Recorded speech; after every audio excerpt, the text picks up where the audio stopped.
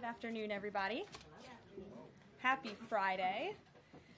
As you all know, the President is currently undergoing his routine and long-scheduled physical at Walter Reed Medical Center, and we will have a readout from the White House physician. Last night, Karolina arrived back safely in the United States after being detained in Russia for more than a year. Since Inauguration Day, President Trump and his team have secured the release of more than 40 detained Americans abroad. This is more than half of the number of Americans released by Joe Biden in 4 years, and President Trump has brought these Americans home in 80 days. This administration will continue to work hard to bring Americans home from around the world. As I've said before, and I will say it again today, everybody in this room has access to the most transparent and accessible president in American history. The cabinet meeting yesterday was further proof. President Trump asked each secretary to provide an update to all of you in the media on the critical work they are doing at their respective agencies to deliver on his agenda. And according to new reporting from the Washington Times, who I believe is in this room today, President Trump answered nearly 100 questions from the press, all of you, during his first 3 open press cabinet meetings this year. That's nearly 20 times the number answered by Joe Biden in cabinet meetings during his entire 4 years in office. In more excellent economic news that was released yesterday, the Consumer Price Index report showed inflation fell to 2.4% in March, smashing expectations for the second straight month in a row. This marked the first drop in consumer prices dating all the way back to the COVID pandemic. Prescription drug prices saw the largest monthly decline on record. Prices for airfare, used vehicles, and car insurance all decreased as well. And energy prices fell 2.4% in March, driven by plummeting gas prices around the country. Also yesterday, House Republicans answered President Trump's call to move forward the budget resolution and officially set the stage for the passage of one big, beautiful bill. The American economy will boom after this bill is passed and the rest of the president's pro-growth agenda goes into effect. The largest tax cuts and deregulation in history, coupled with our energy industry unleashed and renegotiated trade agreements that put America first, are the ultimate formula to usher in the golden age of America. On that note, more than 75 countries have now reached out to the Trump administration, eager to address the trade issues that have exploited America and hurt our workers in the process. The phones have been ringing off the hook to make deals, and these countries wisely heeded President Trump's warning not to retaliate, and as a result, they were rewarded with a 90-day pause and substantially lower reciprocal tariff rates during this period so potential solutions can be achieved. Past presidents just willingly accepted the failed status quo on trade that ripped off our workers and our companies. But that's not who this president is. He creates his own leverage and negotiates deals better than anyone else who has sat in the Oval Office before him. And that process is currently underway. On another matter, the deadline for registration under the Alien Registration Act is today.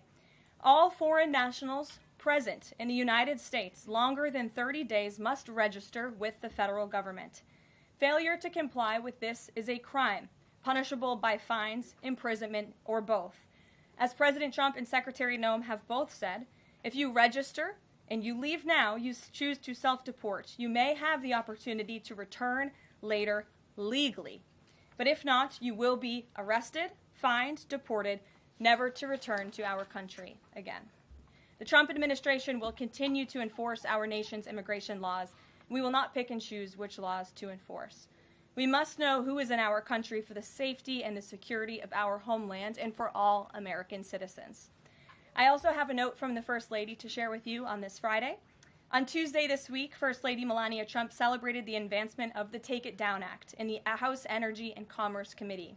The important legislation passed the committee with bipartisan support, and as you may remember, the President talked about this bill in his address to a joint session of Congress last month.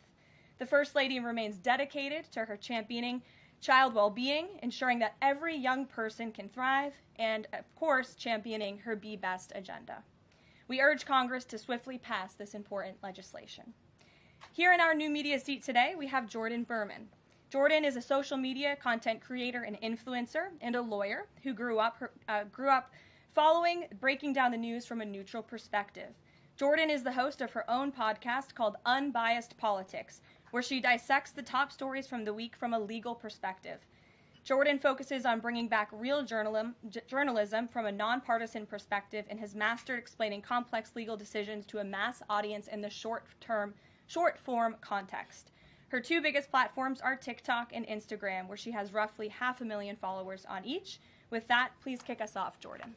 Thank you. As you know, yesterday the House passed the SAVE Act, and many married women, soon-to-be married women, are concerned that the new voter ID requirements may inhibit their access to the polls. What assurances can you give women voters in America to ease their concerns? Sure. Well, the SAVE Act, as you mentioned, was passed by the House yesterday. This is the Safeguard American Voter Eligibility Act. I believe I'm getting that correct. And this act is a common sense measure. It would require proof of citizenship for voting in our elections.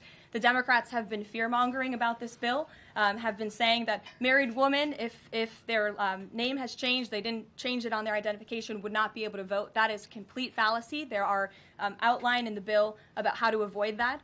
The president very much supports a common sense solution to ensuring that only citizens can engage in our elections. This is critical to improving the integrity of our elections and also the trust that American citizens need to have in our electoral process. So the president supports this bill, and that is a myth that has been proven wrong by the text of this bill, and I believe some of the co-sponsors of the bill have been very vocal in addressing that, and certainly I myself, as a married woman, would not stand before this podium if the president did not support such a common sense measure. Thank you. For my next question, I actually want to give a voice to the American people. I sourced a question from one of my listeners. Her name is Bryn. She is from Oregon. And she asked, what, if any, plans do you have, the administration, for the money that will be generated by tariffs imposed on foreign goods? How will the administration facilitate the development of American industries when many critical components, labor, parts, etc., are much cheaper and more feasible from foreign entities?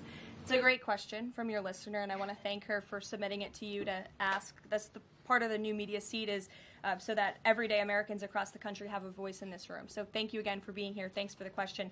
The president's point about his trade and tariff agenda is to bolster our manufacturing industries here in our country, to bring down the cost of living here in our country, and to ensure that we are maintaining critical supply chains here in America. We cannot be dependent on countries like China if we want this country to be strong and wealthy. So the president wants to restore wealth to America by shoring up these jobs here at home, which will result in good paying jobs and higher wages for the American public. And so Americans should trust in that process. He effectively implemented tariffs in his first term while driving down the cost of living in this country, and that's what he's focused on doing again. Thank you. As a follow-up question, could I just ask, are there any specific ideas that the administration has as to what that revenue, specific tariff revenue, will be used for? Yes, to the heart of your question, the president has spoke about the trillions of dollars that he expects in revenue from tariffs and how we can use it to pay down our debt and to ensure that we are no longer faced with a crippling national debt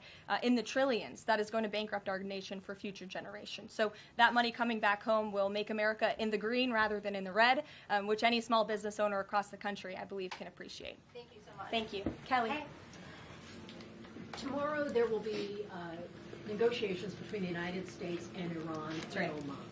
What are the president's chief goals for that, and is he satisfied with how Iran is responding to this? They don't want direct face-to-face negotiations, instead sort of old-school shuttle diplomacy where they're in separate rooms and messages are passed back and forth. So is the president comfortable with the arrangement there, and what is the chief objective? Well, I have spoken to both the president and also his national security team who will be engaged in these discussions. These will be direct talks with the Iranians, and I want to make that very clear. I also spoke to the president just last night about his goal when it comes to Iran, and he has reiterated repeatedly to all of you publicly and also privately to his team here at the White House, his ultimate goal and the ultimate objective is to ensure that Iran can never obtain a nuclear weapon. The president believes in diplomacy, direct talks, talking directly in the same room in order to achieve that goal. But he's made it very clear to the Iranians, and his national security team will as well, that all options are on the table, and Iran has a choice to make. You can agree to President Trump's demand, or there will be all hell to pay. And that's how the president feels. He feels very strongly about it. And can you update us on Mr. Witkoff in Russia and what's happening with direct communications with Vladimir Putin? I can confirm that Mr. Witkoff is in Russia to have direct communications with the Kremlin and with Vladimir Putin. This is another step in the negotiating process towards a ceasefire and an ultimate peace deal in Russia and Ukraine. As these negotiations are ongoing, I obviously will not get ahead of the president or his team, but I think the president has been quite clear that he's been continually frustrated with both sides of this conflict, and he wants to see this fighting end. He wants the war to end. We believe we have leverage in negotiating a deal, to a peace deal, and we're going to use that leverage, and the president is determined to see this through.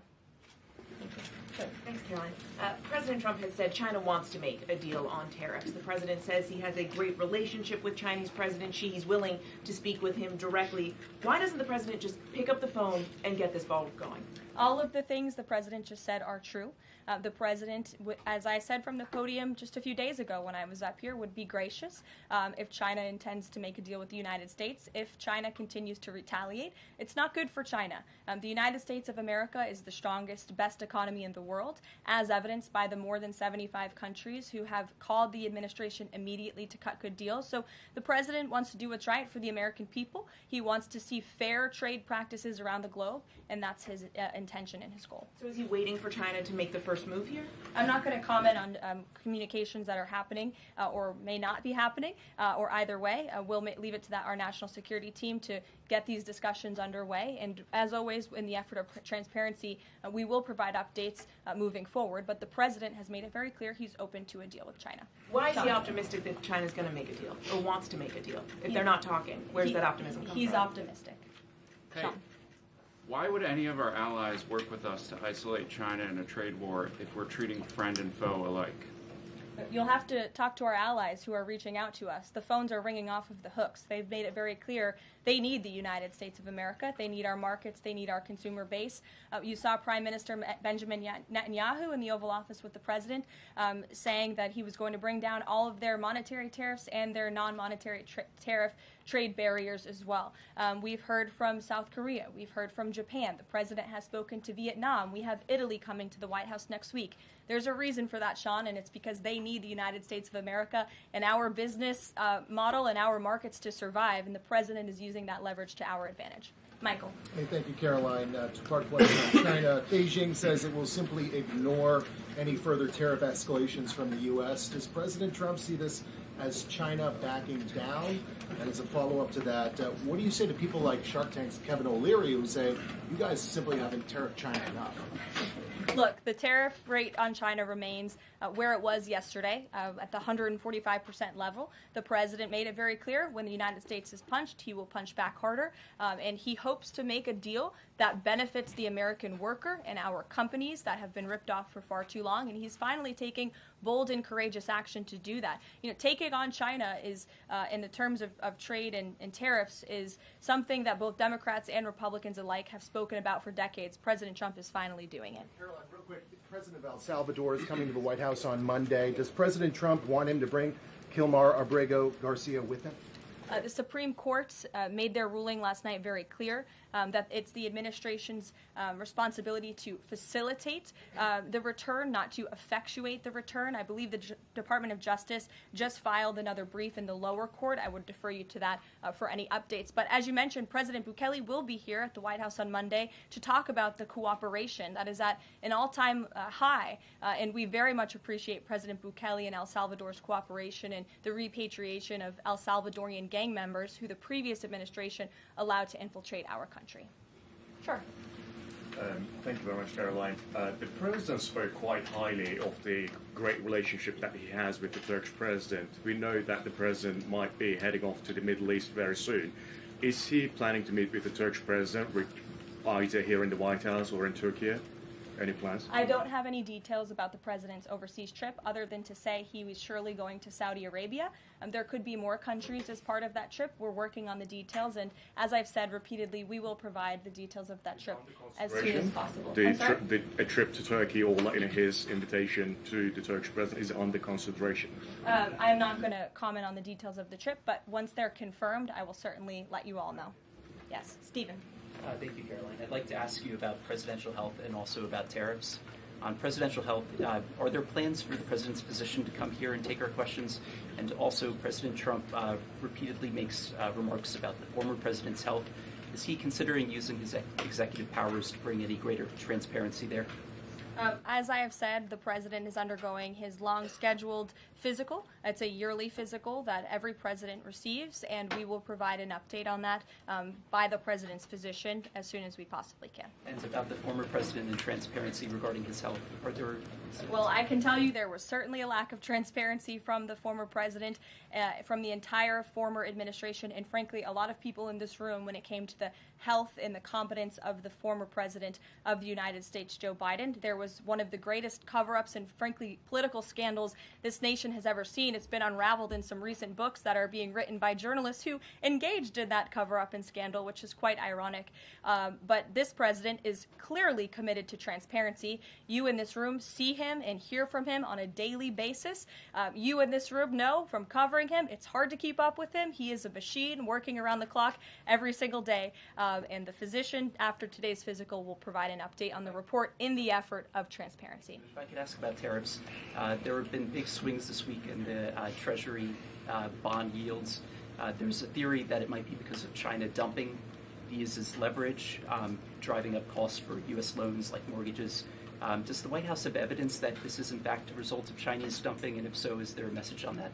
Not to my knowledge, but I would check in with the Treasury Department on that. I can tell you I know our Secretary of Treasury, Scott Bessent, is keeping a very close eye on the bond market. He spoke about it at the White House this week, and I know he's keeping his eyes on it day to day. Ed. Thanks. Thank you, Caroline. So the administration, I have an administration source who's telling me that we're weeks away from the first deal with the country over tariffs. Where is the administration? How soon can we see that? And what country is that first one? I won't reveal or get ahead of our trade team as these negotiations are obviously ongoing, but I can tell you very good progress has been made.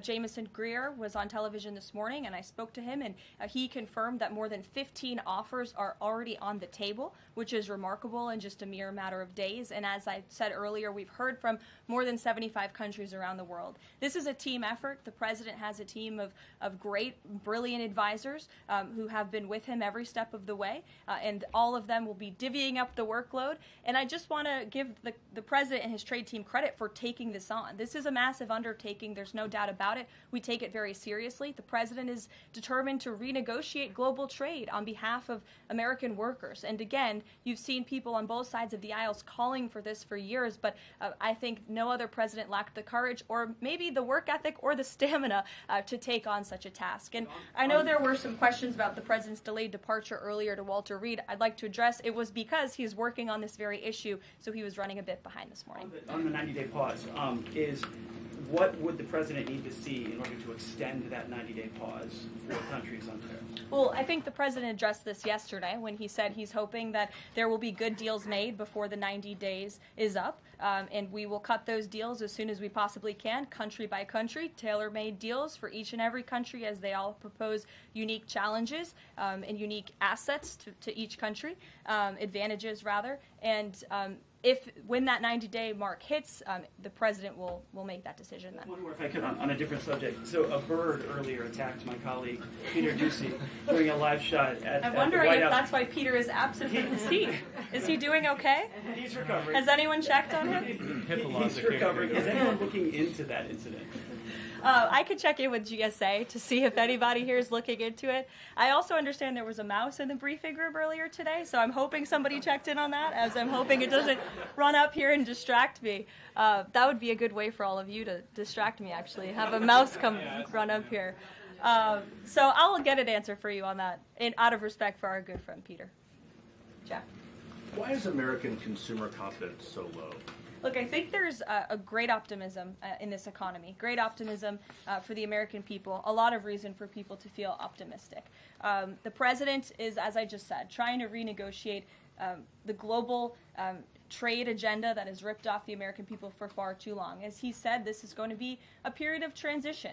He wants consumers to trust in him, and they should trust in him. Look at what he did in his first term. And I just want to reiterate all of the reasons to be confident since you asked, Jeff. For those watching at home, yesterday the CPI report, inflation declined massively. Consumer prices are dropping for the first time in years.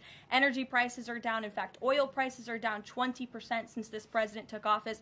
Wholesale prices fell again. There have been trillions of dollars in investments into this country. Every day the president is signing executive orders to cut regulation, especially when it comes to Environmental Protection Agency, our energy industry. That's going to unleash the economic boom in this country that we saw in the president's first term. So trust in President Trump. He knows what he's doing. This is a proven economic formula. What is he asking of Americans at this time? He talked about transition costs, transition problems. Is he asking something specific for Americans to do? No, I think the president is asking for Americans trust in Trump, as I just said, trust in his economic agenda and formula. It's a proven formula that works. And by the way, clearly the American people do, in fact, trust him because they did just overwhelmingly elect him to this office. Jennifer.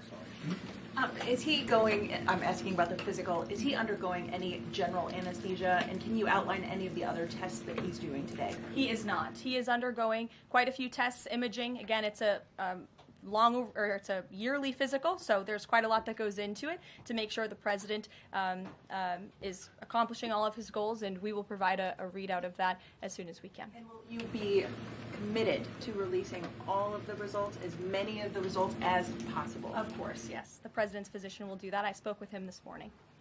Sure. Will you guys also consider releasing the president's fitness plan? He actually looks healthier than ever before. Healthier than he did 8 years ago, and I'm sure everybody in this room could agree. Is he working out with Bobby Kennedy? And is he eating less McDonald's? I can confirm the president is in very good shape, as you see, on a near daily basis here. And in that vein, thank God it's Friday. It's been a very long and busy week here at the White House. We will see you all on Monday, and we will release the results of that report as soon as we can. Have a great weekend, everybody. Thank you. Have a great week.